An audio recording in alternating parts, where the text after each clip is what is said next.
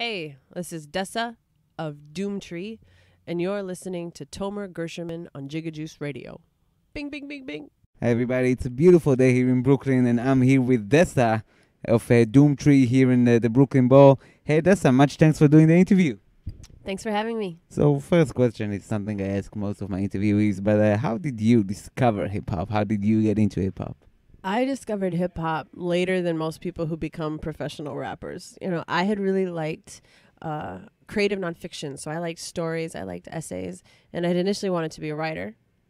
I went to a poetry slam, was encouraged after a breakup by a friend to go and try and get out of bed and get back in the world. And I did. I tried to compete. I won that night. And it was through touring as a slam poet that I ended up meeting the musicians and the rappers who I'd end up working with later. Yeah. So that was my entry. And how did you connect with Doomtree? So one of the first, learning about the underground hip hop scene was what I really dug. You know, I wasn't a huge mainstream hip hop head, but learning about people as a teenager, like Sage Francis and Atmosphere, you know, who are from my town as well, Minneapolis, and then being introduced by POS to people like Vast Air, you know, and some of the more local guys too, Traditional Methods. Those were the first people that I started listening to. Was very underground stuff. And then I was given a Doomtree CD by a friend, and I said, "Oh, where are these guys from? Are they from the Pacific Northwest?"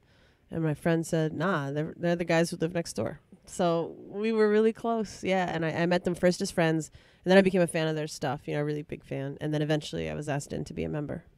And you mentioned Atmosphere, and I actually wanted to ask you about that because, you know, when people talk about hip-hop in Minneapolis and Minnesota, they usually think of Atmosphere. Were they a big influence when you started doing it? I think the biggest influences on me were probably the other members of Doomtree, you know? I think that Atmosphere and their crew, Rhymesayers, has absolutely, you know, made some amazing business models. They were the proof of concept. They proved that you could have this indie outfit that worked and that distributed nationally. But musically, for me, the biggest influences were inside Doomtree itself. So now in Minneapolis, it's the city split between Doomtree and Rhymesayers. Between you two, most rappers who rap in the city belong to one of these groups. Actually, there are 1 million rappers in Minneapolis. Yeah, so some of them are affiliated with our crews, some are affiliated, you know, with the Rhymesayers guys. But there's also the Totally Gross crew there. There's Stop House, and there's a lot of rappers who are doing it for themselves. You know, maybe who aren't part of a particular indie label, but people like Mali, like Meta, like Muja Messiah. There's a lot of cats out there, like Astronautilus. And these aren't hobbyists, you know, these are people working, and some of them touring nationally, some of them touring internationally and selling units in the Czech Republic. So we've got a lot of rappers where we live. Yeah. I need to look into it. It's so crazy how people in, you know, how a lot of rappers, American rappers, make it in Europe so much better than they make it here in the States. Even legends like Master Ace. I am not one of those rappers. Although I'd love to. I mean, it's amazing. Not yet. Okay, fair enough. Not yet. I'm going to be big in Tokyo, man. We talked about Doomtree, and so how do you differentiate your solo career and your career with Doomtree? How do you approach those different, projects or efforts? Yeah, I mean, I think Doomtree, when we release a record as a crew, is really, really collaborative. The 3 and 4 dudes in the clique who make beats work together really closely to make them, and then when it's time to add lyrics, the MCs will listen to the beats on repeat, and we'll all sit in a room for a while, and whoever gets an idea first will say it out loud, and then we'll all try to write in the direction of that idea. It's collaborative. It's exciting because you get ideas that you'd have never considered before. It's frustrating because you don't have control, you know. But yeah, I think for me, musically, I'm probably interested most in beauty, in interesting lyrical content, and in aggression. But the order in which I'm interested in those things is different in a Doomtree record than in a Dessa record. So Doomtree is more likely to be aggressive and then have interesting lyrical content and then be beautiful. I think my record, I'm probably more interested in having it be beautiful and having interesting content and then being aggressive. So it's just kind of a reversal of the priorities. Your solo career is how I discovered you. You know, it's very unique. You're not afraid to dive in and to go deep. And I discovered your music after I stumbled upon Mindchef 2, and I was blown away by that song. So I wanted to ask you, what inspired that song? First, thanks. In writing about common feelings like sadness or anger, I think a lyricist is often asked to really try to relay that common feeling in a new and unusual way if it's going to resonate. It's not interesting that I'm sad to a stranger. The art's job is to make it interesting, to like find some cool metaphor, to find some killer detail that makes the story interesting. So for me, I was bummed about a guy, and I didn't want to write a song that was like, I'm bummed about a guy. Yeah, exactly. So I thought about what I would want to do if I were my best self, and I wanted to learn how to forgive him, but I felt so busted and so mad, and I decided to turn that into the story. Instead of saying I'm blue and I'm pissed at you, I decided to try to say, how would I forgive this guy? Maybe I'd go back in time and ask to borrow the as yet unbroken heart of my former childhood self. And I thought, okay, that could be kind of a cool like narrative that swoops through time and makes this story a little bit more interesting than like another breakup, eating ice cream and drinking too hard song. Yeah, and that feeling of turning into our younger selves. I think a lot of people have these feelings in different situations in lives when they try to look at themselves now and sort of try to imagine what the younger self would think about it and how they would deal with it. And I think you did a brilliant job in making that into a concept. Thanks. I think we do consider a lot. We look backwards. We say, am I proud of my younger self? But I'm sometimes more interested in the question, like, would my younger self be proud of me? Now. Yeah. Exactly. I think, maybe I was still too young, but I think when I was about 16 or 17, I kind of wrote an apology letter to my younger self. Did you? How so? Like how old was the younger self you're writing to? 12? I guess it wasn't. I guess looking at it now, I guess not enough time has passed. But yeah, I think it was probably like the the first grade kindergarten self. Yeah. I didn't put a specific age range on it, so Do you still have the letter? I think I used to have a blog. I think it was online, but it's in Hebrew. Google Translate. I'm interested. Send me a link. I'll look it up. You're also a writer. Other than a lyric writer, a prose writer. What have you published so far? A few years ago now, I published a really short collection of prose. So it's both fiction and nonfiction. But the nonfiction isn't like a textbook. It's like the best stories that you would tell with your friends at the bar. The best true stories. And after publishing that collection, mostly of prose, a couple of years ago, I published my first poetry collection with a publisher in Minneapolis, and that was called A Pound of Steam. Do writing prose and writing lyrics and poetry, does it do they work in synergy? Does writing fiction and nonfiction and poetry enrich your rap lyrics too? It's tough sometimes because it all happens so quickly to tell how they might cross-pollinate one another. When you get an idea, very often I'm most excited about trying to manifest that idea and how to polish it. Is it a song? Is it a poem? Is it an essay? And I'm thinking less about like, how do these crafts overlap and inform one another? But for me, I think probably being a prose writer has made my rap lyrics better. I've got just a general interest in the language arts, so I think that is reflected on all three mediums. Yeah, sort of an accumulative process. I think so. And also to me, it just feels like, sometimes you're really hungry, but you sit down to eat and you're looking at a menu, and there are some things that you might like that just don't appeal to you at that particular moment. And I think for me, it feels like when I have an idea headed towards my forehead, like an arrow or like a bullet. One of the first questions I'll ask is, should this idea be put into a poem? And usually I would think yes, if the idea itself is imagistic, if it's short, if it's a really long idea that's going to take a lot of words to explore, I'll usually say, okay, this is an essay or a fiction story. Because otherwise, if you've got an idea that's going to take 10,000 words, you have to be willing to write like a 25-minute rap song. So some of it is decided by the scope of the idea, the size of the idea itself. So the idea dictates the form. Exactly.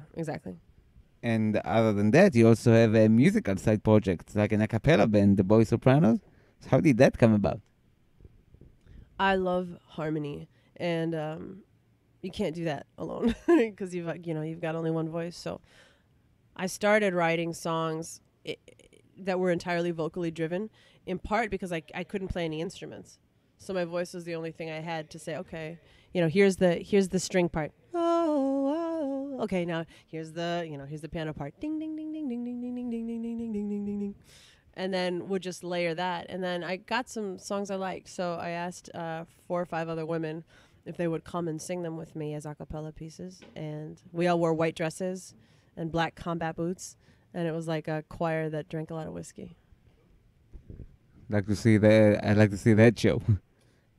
It was fun. Yeah, for the last one we did, I hired a dentist to rig our mouths with lights, and then we had rings that were outfitted with magnets, so that when we put our hands near our mouths, they would light up. I need to see a photo of that. Okay, yeah, I'll send. So you're talking about your love for harmony. Is that also sort of what inspired the Kiss of the Twin album, when you took some of your previous efforts and you sort of did you did more harmonic versions of them? That's a good question. I tend to, when I say harmonies, I guess I was speaking casually, and that I love vocal harmonies, building like a choral piece. But I also love organic instruments, not just programmed sounds or sampled sounds. So I liked hearing, when I went on the road with my band, we had to adopt a lot of the songs that from the record, we had to figure out how to play them live. And after a couple of tours, I thought, these are cool versions of these songs. They sounded really different. We'd made some dramatic changes, and some of the attendees at the show said, hey, can I buy this version? And I thought, yeah, we should go into the studio. So we spent 3 days, and just captured our tour performances of some of the songs that we thought were really well suited to that translation.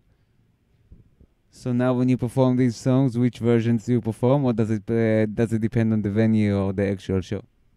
Totally. In a perfect world, I'd never write out my set lists before seeing the room, before hearing the sound, and before hearing what the band right before me looked like, because all of that will inform the mood and the set for that evening. So I try to avoid thinking about a tour as trying to create the same great experience every night, and instead say, what's the realest thing that we could do today? And if I'm a little blue, okay, we'll work with that, channel that, instead of trying to tamp it down for a perfect party. Say, what's the realest shit that we could accomplish right here in this room with this set of people on a Tuesday night in Maine, Maine. Wow. That's where we're going tomorrow. So while we're on the location, how is it for you performing here in New York? I think the diplomatic answer would be I love playing everywhere, but New York's my favorite. I love playing New York. It feels like the amount of talent that's here, obviously, the amount of competitive events. If you can pull off something special in New York, it really does feel like it counts for a hell of a lot. And I'm really attracted to the culture of New York. I like its insanity. I like the pedestrianism. I like the little tiny shops. I like the restaurants that have 9 tables.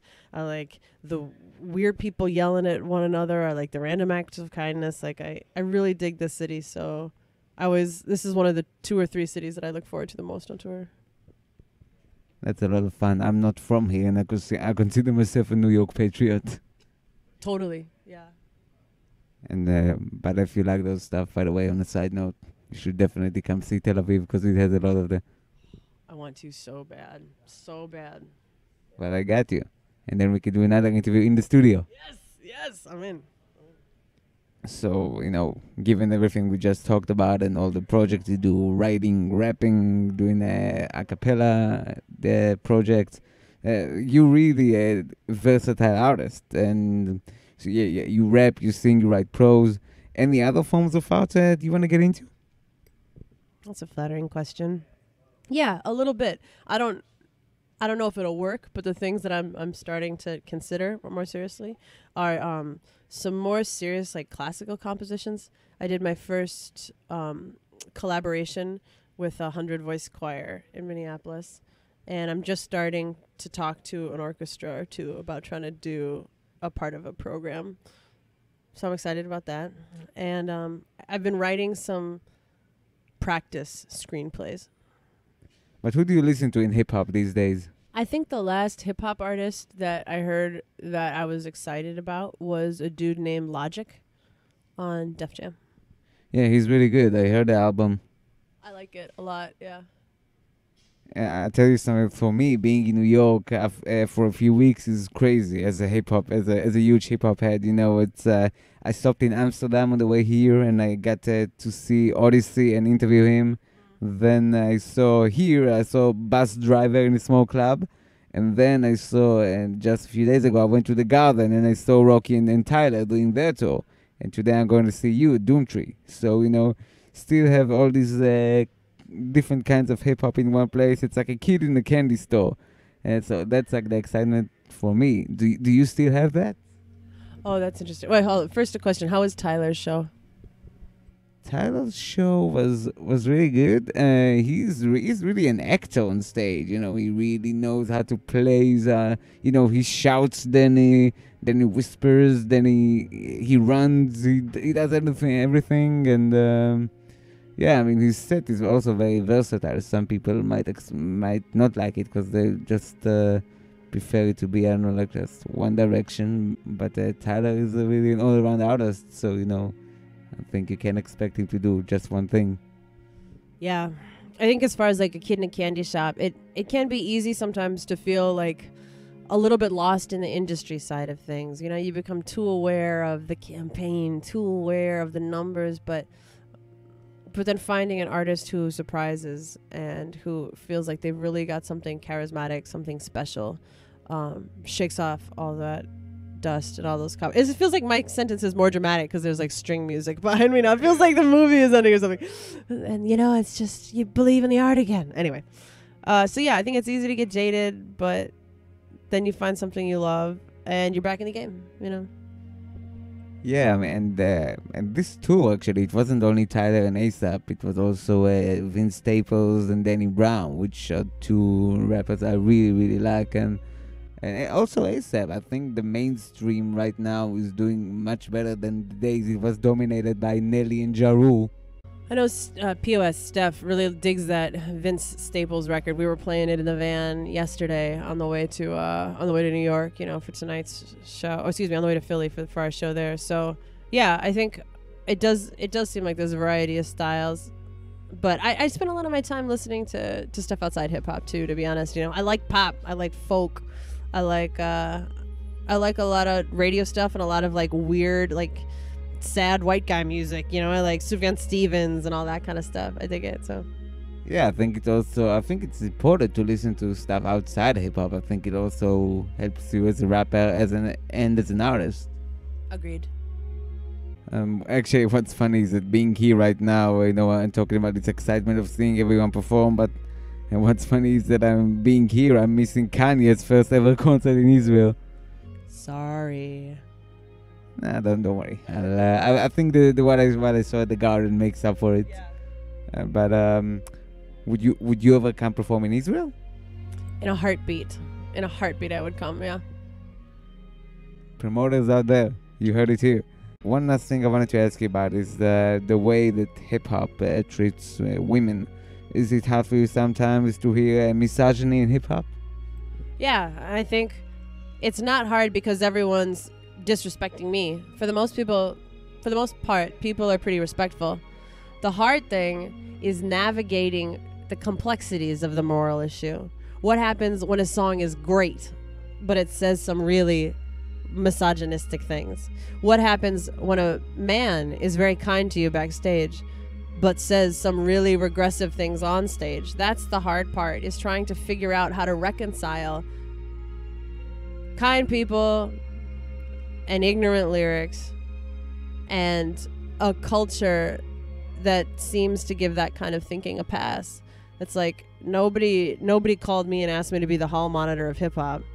At the same time, like, even if the beat's banging, I don't want to listen to stuff that disrespects an entire class of people. And I think it has desensitized most hip hop listeners, because if you were to ask a white hip hop listener if they would listen to a rapper who was excellent, except their lyrics were super, super racist, you know, I don't think they would. It would be too hard to listen through it. But with Misogyny, we do it all the time. We say, oh, I'm not listening to the lyrics. It's just a great song. I'll add another one. What happens when a hip-hop biopic doesn't show the dark sides of Dr. Dre and his violence towards women? What did you think when you saw that? I mean, in some ways, that feels like that's more a question of revisionist history, you know? So that conversation, as it played out in the press, you know, with Dre, is its own conversation. But I feel like really there you had a huge star who had a foul history and then has cleaned up his act a little bit, doesn't want to account for the truth of his history, you know? And maybe that's part of hip-hop changing. I hope so. But I think we still get really foul lyrics in the stuff that's made this year. So what role do you think female MCs have among all of this? Do you think there are enough of you out there? I'm always more interested in like who's doing excellent work. And unusual people in any given field making excellent work is doubly exciting. But the work comes first. I'd love to see more amazing female MCs. And I think, you know, every year there are sometimes more and sometimes fewer, but I don't think that it's the case that female MCs have an obligation to totally clean up the culture. I think that every MC has an obligation not to be a jerk. Make the music you love, but you can't say, oh, I'm an artist, I have a past to be an asshole. You know, you got the same moral obligations as everybody else, man. So. Yeah, but in general, do you think do you think there should be more female representation in hip hop, regardless of the character? I mean, just in power in numbers, I would say. I think everybody ought to have a fair shot, and that everybody's merit ought to determine where they land. So I don't think there should be a quota system, but yeah, I think everybody ought to be given a fair shake. Who are your favorite female MCs? So old, but I still love Lauryn Hill. I think she's just tough to beat, man. I think she's amazing. There's also a woman I had the chance to hear for the first time earlier this year, and I'm only 90% sure how to say her name. But I think it's Saroc. It's Saroc. She's really good. She's from Atlanta. You can kind of hear like an Outkast sound. At least I thought I could. She's good. I think I know her. I'm just not sure. I'm sure I heard the name somewhere. Okay, Dessa, thanks so much for coming on Jigga Juice, and have a great show tonight. Thanks for having me. Looking forward to killing it. Peace out.